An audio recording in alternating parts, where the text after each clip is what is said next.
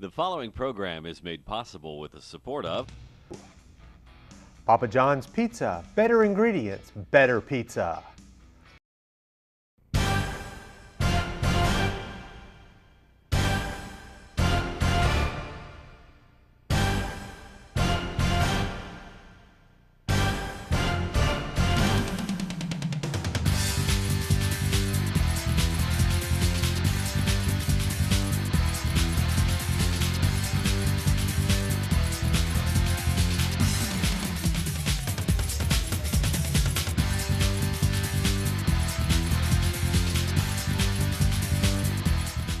Hey everyone, welcome back to the Sports Roundtable, a fresh edition this week, taking a look at high school football across New Hanover County.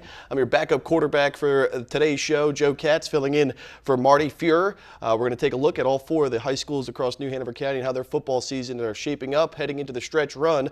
First off, we'll kick off with New Hanover football coach, Kevin Motzinger. Coach Motz, good to see you, sir. Good to see you, brother. Hey, New Hanover coming off a big win yesterday, or Friday, excuse me. Really, the last month you've been on the road. You're probably glad to be back inside the friendly confines of Legion Stadium. You have been nicked up, but you come up with a big victory, even up your conference record at 1-1. Well, I don't feel like we've had a home game the way this season's gone and the way the schedule fell and trying to find games. But it's been a rough year, and our kids needed a victory. I couldn't tell you the last time we'd lost three in a row, and morale was beyond low. Well, we'll get to the film right now from that big win over Ashley this past Friday night on the turf of Jurgensen Gabriel Field. And as we head through the highlights, some key moments early in the game, obviously, with your quarterback Ward Coleman and another guy right here in the name of sophomore Keegan Santos. He had a huge game for you, really getting the brunt of the workload in the backfield. Keegan, we worked out back in minicamp. We take our young kids and put them on offense and defense and kind of see what they can do, and felt like he had great vision. After losing every kid that we had that could run the ball, we'd moved him up to varsity as a linebacker when we lost the two linebackers, and he's been playing linebacker for us, and he got to get his start Friday night as a sophomore at running back, but unfortunately he got hurt in the first half. And so this is LaQuay Cox. He also got hurt in the first half and didn't come back. Right there, and fast forward, he looks really fast. I wish he could run that fast all the time. But technical difficulties, kind of like our season. But we're banged up.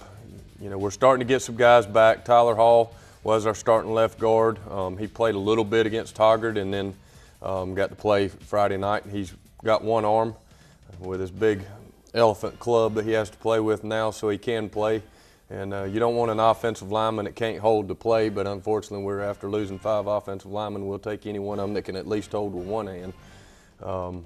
Right there you saw Garrett Walston on his couple touchdowns. Here's Keegan again with that vision. He's got great vision. He's strong. He's worked extremely hard in the weight room. Didn't get to play much last year as a freshman. He got injured at the beginning of the season, and I feel like he's a very good football player, and he's a Wildcat and bought into what we do and willing to do what we need him to do, and he played well. Well, you've had tons of injuries, like you mentioned, but one of the staples that you've had have been under center, healthy, is your quarterback, Ward Coleman. You saw a few plays back. He threaded the needle there to Garrett Walston, another huge target for you. That's right. He can line up pretty much anywhere on the field, and he really is a mismatch waiting to happen against some of those defenses that you've been facing. Well, Garrett got an official offer from UNC Charlotte this morning. He also got an official offer from Wofford. Straight A student. Right now he's number 4, literally number 4 out of 4 kids at Clemson.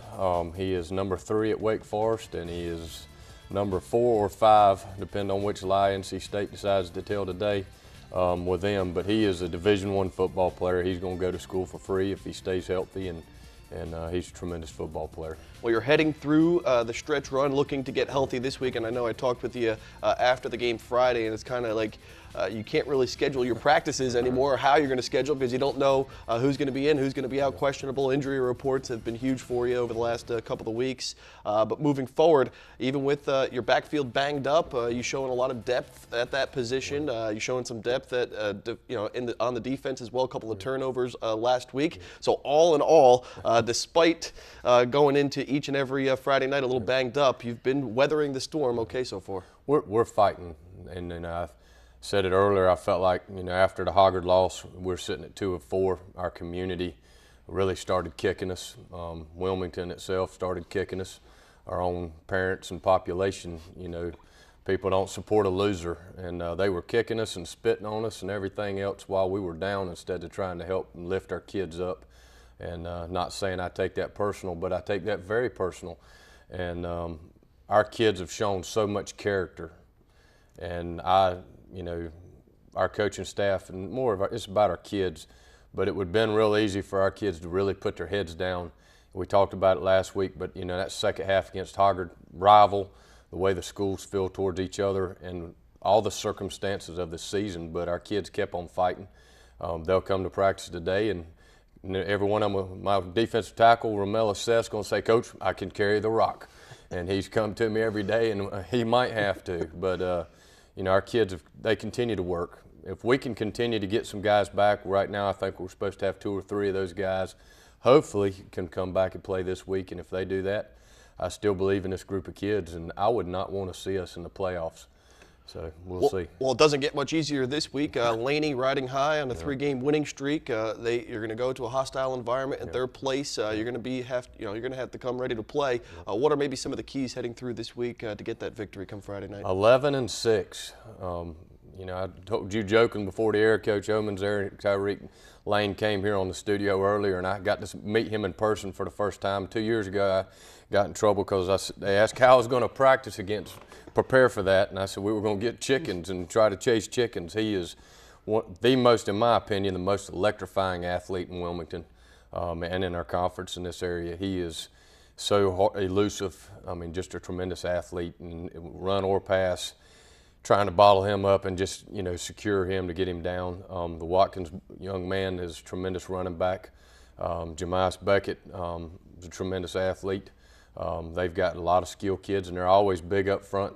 And Coach Yeoman's done a great job, and there's going to be another Laney-New Hanover game, and we'll take whatever we got left, and we'll play as hard as we can play. Well, I know I look forward to being at Holiday Stadium come Friday night for the big matchup between New Hanover and Laney.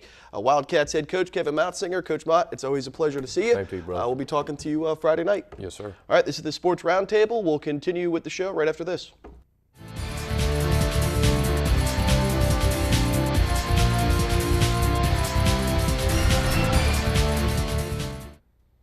And welcome back to the Sports Roundtable, our weekly look at high school football across New Hanover County. I'm your host, Joe Katz, filling in this week for Marty Fuhrer. Joining us now is Laney first-year football coach Ashad Yeoman. And Coach Yeoman, it was a pleasure to talk to you on Saturday morning's edition of the Sports Connection. I have to give myself a shameless plug. You can listen to my radio show, The Sports Connection, Mondays at 5 p.m. and Saturdays at 11 a.m. on 103.7 Port City Radio. Coach Yeoman was our featured guest following the Bucks' 41-21 win over Topsail. Laney on a 3-game winning streak over the 500 mark, a half-game lead atop the Mid-Eastern Conference standing. So you must be feeling pretty good as your first year here as head of the program to be sitting atop the conference right now. Yeah, it does feel good. Kids been putting in the work all summer long, and when I took over, it was a little tough. But overall, I'm proud with the effort that we've been giving up to this point. So, well, over the 500 mark for the first time, as I mentioned, a 3-game winning streak heading into a big week against New Hanover coming up Friday night at your place. As we get to the footage from last Friday night's win over Topsail, as Coach Mountsinger allotted to in the previous segment, it's been all about the ground and pound game for the Bucks so far this season. It starts with your quarterback, senior Tariq Lane, and goes into the backfield. A lot of youth in the backfield for many of the teams in conference, and it's been on display, especially in the name of Amik Watkins. Oh, absolutely, yeah. The offensive line been doing a great job of blocking for him, and he's been doing a great job of reading those blocks. That's a little slip screen right there to Justin Billingsley. He's been doing a great job, all week long. I know those guys don't get much praise, but you can work on that celebration. He falls down on that chest bump, but those guys do a lot of blocking for that guy, and whenever we give them the opportunity to catch the football, it's up to them to execute, and he did that there. Defensively, that's Deontay Hicks right there making a big stop for us, defensive lineman. He can be special when he get his mind right. He's a young guy, still trying to develop his skills and trying to get him going in the right direction. He's got an opportunity to do big things here at Laney High School and possibly further his education elsewhere. That's a big stop by a senior there. Campbell, we call him Soup. But he does a great job with us all week long. He's got a great attitude, quiet kid, hard working, and that's just a testament to him and all the work he's been putting in. Well, I know I had a chance to talk to you, like I mentioned, Saturday. I was also at your practice on Thursday, and as I mentioned, you guys are very well conditioned, and it seemed like you enjoy blowing that whistle when they're running those gassers back and forth. And boy, you had them running Thursday to get there, or Wednesday, I guess. Yes, sir. So you get them, they're ready and prepared, fit, physically ready to go. How's the health of the team? It's not bad. We got a lot of guys back from injury. Overall, we do have some things that are nagging, but overall, it's been great. The kids have been great. They bought into that. Those are some of the things that we talk about what our foundation is, and discipline, conditioning, physical and mental toughness. Those are some things that are our framework and what we want to work around and build around. And so they know what they expect. They've done a great job with that. Again, there's Amik Watkins with a big run there. That was a big third down to keep the drive going, keep the chains moving. We had a lot of third down situations where we converted those into first downs and kept the offense on the field and converted those into touchdowns. And that's just a testament to the kids of knowing what the down distance is and executing the offense. Here's a big play here by Lane to Jonathan Kubler, one of our seniors there. We had hit him with the slip screen, and Justin Billingsley took it to the house, and then we hit him with a slip screen and go on that one, and it worked out effectively. I thought Lane was going to pull it down and run it, but he stuck with it and kept his eyes down the field and made that play. Well, with Tariq Lane, your quarterback, obviously very explosive, as we're about to watch right here. He can adjust the field. He did it multiple times in that game, had a huge 70-yard run where I think he reversed the field 6 times, I guess it seemed like, watching the highlights on TV. Talk about his development over the last couple of years, even though you weren't the head coach. You ran as a defensive coordinator over the previous couple of seasons. Tariq now is a senior. How's he developed and changed over the course of 4 years from a young kid to now a young man? Very mature, very mature. He isn't one of those guys that's very vocal. He's a guy that leads by example. That was one of the things that I was talking to him before the season even began, is that, make sure you got all your I's dotted, T's crossed, and make sure you're doing the right things. And because you touch the ball every single play on the offensive side of the football. And these guys got to look to you, to be that leader, and he's done a great job with it. I'm proud of his efforts and the way he's carried himself up to this point. Well, I'll kind of frame the same question as I asked Coach Mott going into this week. New Hanover, you don't have to really say much when you, take on your crosstown rivals, not to mention that the final couple of weeks of the regular season, you face all of your crosstown rivals with New Hanover, Hoggard, and Ashland. I know it starts on Friday against the Wildcats, but what's the mindset, the Laney football program right now, heading into this key stretch run in the latter part of the season? Well, thinking about it, they've kind of owned the series quite a bit these past few years. I think in the paper they told us that last time we beat them was in 2008, so they own that series, and they've got a lot of confidence. They got a lot of great players as well. I know the coach has talked about a lot of injuries that they had, but they have a fine football team. It's going to be a tough physical matchup, and one we look forward to. It's exciting because I played in it as a player against the New Hanovers and the Hoggard, so it's going to be electric and it's going to be exciting. It's going to be a fun game to watch. Well, as you mentioned, you're a Laney High School alum, played football at the college level as well. How special has it been for you now, looking I know you're not looking back and reflecting yet on what the season has been for you, but through the middle part of the schedule here, how has it all shaken out for you? It's going well. It's going well. It started out a little rough and a little shaky in the beginning with the non-conference schedule, but I'm just proud of the guys and the way they've been fighting. Well, I know you coach Yeoman, and I know that as you finish up this part of the season and kind of reflect and look back, you learn, I'm for sure the first year you learned so much about what to do, what not to do, and how you can improve yourself as a coach. And you've got the Laney Buccaneers playing real high right now. Again, a half-game lead at top of the conference, and we're looking forward to watching Friday night's game against New Hanover. Absolutely. I'm glad to be at the helm, and I'm looking forward to Friday. It's going to be exciting. Laney head coach Ashad Yeoman here on the Sports Roundtable. We'll continue after the break. I'm Joe Katz, and we'll be right back.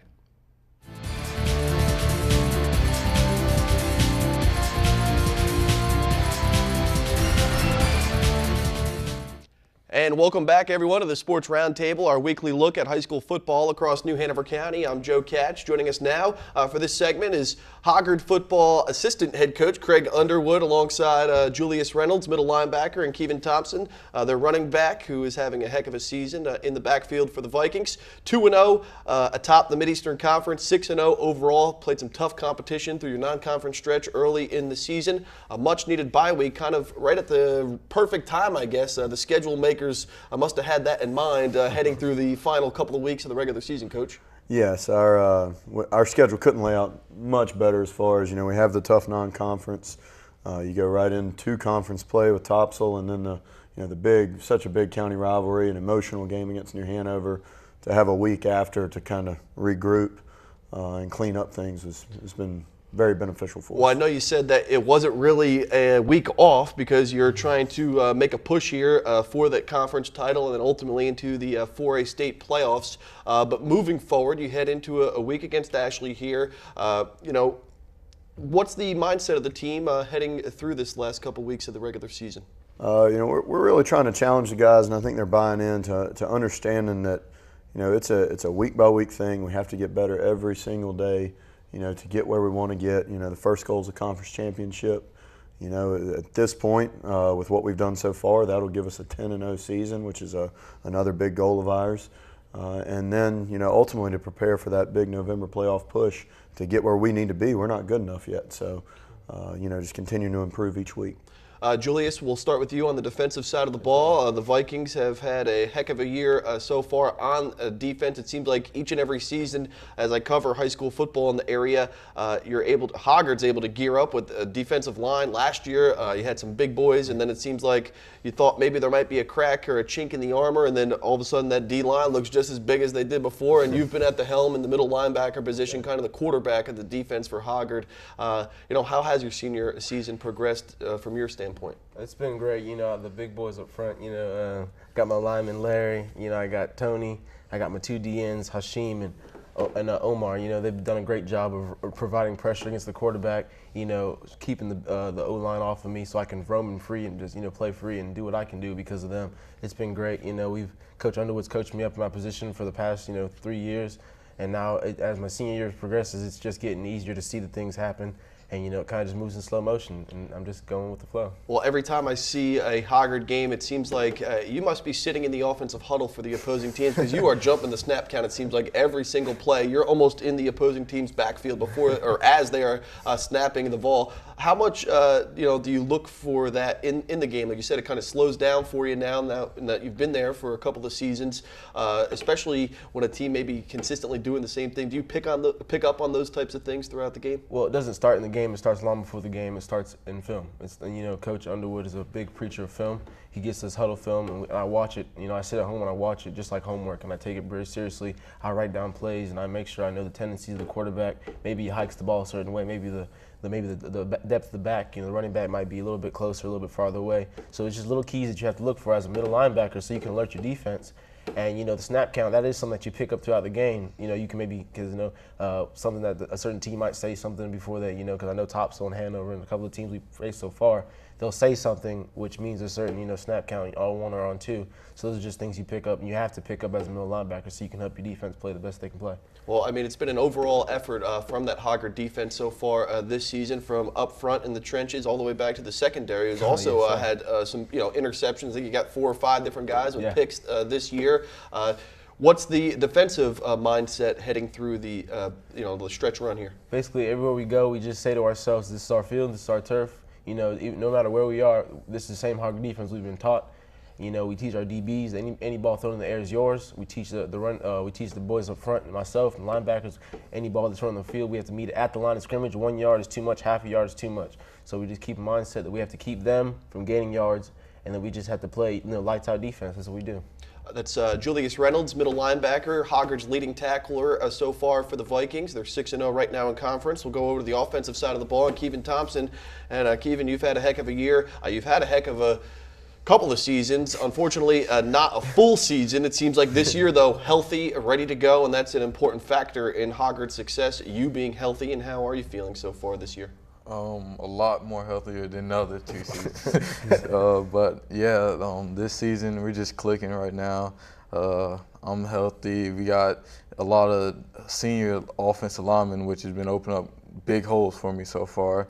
Got Austin and a couple of receivers on the flank making plays out there. So it's a pretty good season so far. Well, how much easier is it for your quarterback, Austin Schoenleber, and your receivers to have you in the backfield? You know that a lot of opposing defenses will be loading up the box trying to stop you, and it opens up other things on the other, throughout the field, so they can stretch the field. But what's the biggest thing for you moving forward in the last couple of weeks? The biggest thing is just to keep doing what I've been doing so far this season. Just keep pounding the ball, like get the first downs that the team needs at the right time, and keep chains moving. Well, you have a bunch of touchdowns, and I know you like to carry a brunt of the workload in the Hoggard backfield. You take pride in that. Do you mind when coach dials up a pass play, or do you want the rock every single time?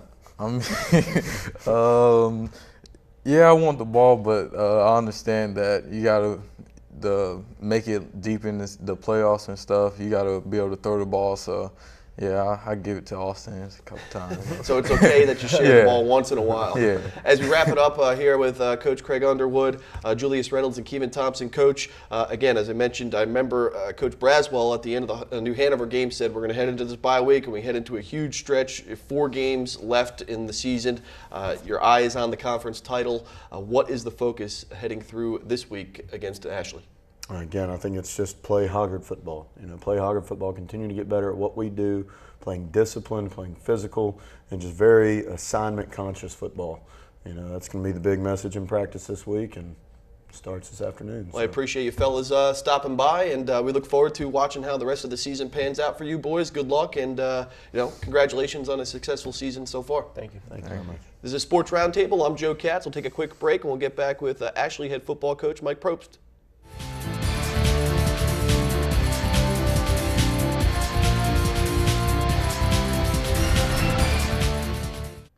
Hey everyone, welcome back to the Sports Roundtable, a fresh edition of the show as we continue talking high school football across New Hanover County. Joining us for our final segment is Ashley High School football coach Mike Probst. And Coach, it's good to see you, sir, here on the stage. Sure. Now, as we head into another week of high school football, Screaming Eagles still looking to get in the win column. You struggled a little bit last Friday night against New Hanover. What's kind of been the focus each and every week? It's got to be tough to keep these kids motivated through this stretch, but I know you're doing a good job, and they came out and gave a hard-fought effort the other night against New Hanover. Well, the biggest things we look for as coaches, always look for, is effort, and I can't complain about that at all. It's just the technical parts of football we got to get better at. We're working to get better at, and we're just taking baby steps. You want to take big giant leaps, but you still take baby steps, and we're doing that each week. And again, there were some good things that we did the other night, and it's not always going to show up on the scoreboard. But us as coaches see it, and hopefully the fans see that too. So. Well, I think also as we head to some of the footage from Friday night's game, as you mentioned, the fans maybe not see it during this, looking at the game and the scoreboard at the end, but you get the opportunity and the chance to watch film after each and every game, and you do see some of these positive plays that happen, just like here on the first play from scrimmage the other night. New Hanover goes downfield, scores a touchdown, and you guys come out and respond. Right, we did, and we've gotten better throwing the ball this year. Our quarterback has a better than 50% completion percentage, even though the scores don't always show that, but he does. He's done a good job just directing our offense. And here, early in the game, we had a chance to just get at them a little bit, try to get at New Hanover. We knew we couldn't play point for point with them, but we felt like we needed to open things up and just try to get after them and just go at it, go to the wall with them. Well, 2 of those first pass plays we just saw, your quarterback Cham Carey and of course, your receiver, a senior that we just mentioned here off the air real quick, Jermaine Batts, he had some big catches there. Obviously, it started with that wheel route, and then he went up and grabbed that ball. That looked like a Division I college football player going up for that ball. He's done a great job for us in first year playing football. He's really just now learning to be a football player, and that's starting to show up a little bit on Friday night. On the defensive side of the ball, obviously, as your anchor, your staple in the middle of the field has been Alex Highsmith. He was all over the field Friday night. I think he had 10, 11 tackles against the New Hanover team. So, he has been consistent throughout the season as well. He has been. He's been the leader of our football team. And Alex will obviously play at the next level. He's got a lot of interest from 1AA and D2 schools. We're going to do everything we can to help him play at the next level. But he's done a good job. And it's like the other night, he did a great job against a good football team. And Alex shows up to work every day and punches the ticket and goes out to work and does a great job. And we've been real proud of him this year. Well, I know, going into this season, you lost a lot as far as leadership in the locker room with a number of players that are also playing at the next level as well. So that must have been a big gap that you had to fill. I know Alex has helped fill that gap, but here we are now midway through your first season as the head coach over at Ashley. I know the record may not stand what you would want it to be, but how do you feel the whole, this whole stretch here over the last 8 weeks has gone, dating back all the way to the summer, really? Yeah, well, I'm still it's like the fog of war. I don't really, I always take a couple weeks after the season and then reflect and decide what direction we're going to go in after that. But, it's kind of tough to do that mid-season. But, obviously we'd like to win more games. We're getting into the meat of our schedule now with Hanover this past week, then Hoggard and Laney. And we know all those teams are good and well coached and so forth. So, the scores may not show the progress we've made, but we know we've made progress with our team and our program, and we're just going to keep working and keep at it and work hard. I mean, that's the best thing we can do. Yeah, the stretch run here is grueling for you, right. Facing your in-county rivals in New Hanover. You get Hoggard this week, and as we talked with some of the players just before, they're a big bunch, and they're going to come to your place and look to make a statement, obviously, but just kind of weather the storm here and try to show improvement each and every week is the goal. And we are, and and I don't mind saying this. We look at those programs, Hanover, Hoggard, and Laney also as guys. That's where we'd like to be. We want to be at that point at someday, especially Hoggard with the success they've had, the continued success they've had over the years, and just things like that. And we point to that and say, fellas, that's where we want to be, and we're going to get there. It's just taking a little bit of time, and we know that, but we're working hard to make progress each and every week. Well, it does take baby steps to begin to change kind of the culture of a football program or any sport, really. You need to learn how to win, and sometimes going up against the toughest competitors will really test your might and see how you can keep focused moving forward. And I think you've done a good job in getting the boys prepared each and every week to give their best effort on the field. And like you said, at the end of the day, it's about giving 100% each and every time out. Right, and that's what we preach, and they've been doing that, and we're very pleased with that. It's just got to get better at the football aspect, and that's what we're working towards. Well, there's always a learning curve as a first-year head coach, but you've done a great job so far over at Ashley. We look forward to seeing how the rest of the season pans out for you, hopefully get in that win column. Right, sounds good. Ashley High School football coach Mike Probst, it's been a pleasure talking with you, sir. I'll get with you on Friday night. Yes, sir. And we look forward to seeing how you make out the rest of the year. Sounds good, thank you. All right, this has been another edition of the Sports Roundtable. Tune in to next week's show as we continue through the latter part of the high school football season. For the Sports Roundtable, I'm Joe Katz.